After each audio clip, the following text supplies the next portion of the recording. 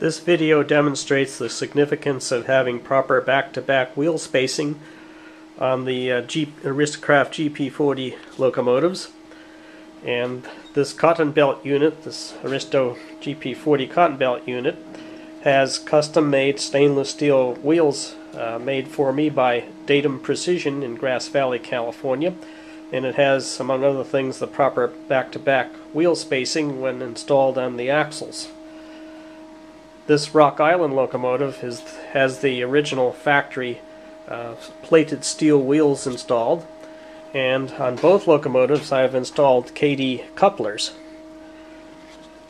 And if I move this locomotive, the GP40 locomotive, laterally from side to side, you can see the movement here is somewhat, but not a great deal. If I move the original AristoCraft locomotive from side to side, there's considerable displacement and slop. So with that method of slop, let me go to the front of the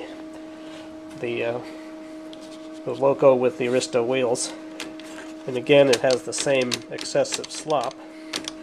If I move it in one direction and try to couple the car, it's perfectly fine. And the car has Kadee couplers installed too. If I move it in the other direction, that is the loco, and try to couple the car doesn't couple, as you can see.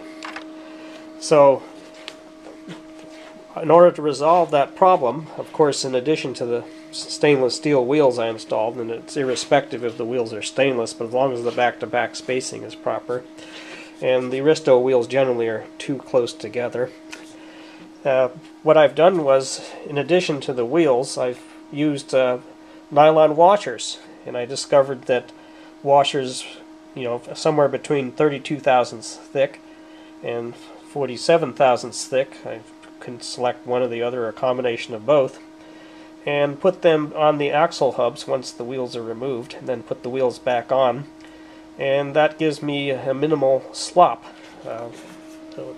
when the loco is equipped that way. So if I attempt to turn this Rock Island one on its side, it does not have any washers in it, and you can see the axle has a really excessive amount of slop.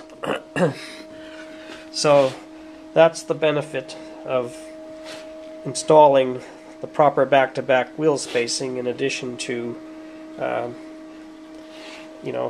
having the Kadee couplers installed and having them work properly. And that's the end of the demonstration. This is the GP40, the Aristo GP40, that has the proper custom-made stainless steel wheels with the proper back-to-back spacing installed, and also the Kadee couplers and the spacer washers, which are these little nylon washers here. And these can be 47 thousandths or 32 thousandths thick, somewhere in that area, to choose to have a little bit of movement in the axle movement. But as the axles come from the factory, there's too much slop in them. By putting the spacer washers on the stub axle hubs and then reinstalling the wheels, that'll minimize the lateral displacement.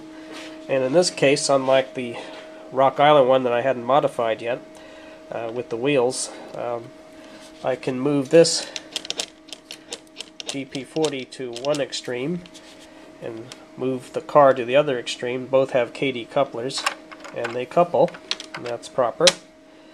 And I can move the loco to the other extreme and move the car to whatever its opposite extreme, and the car still couples.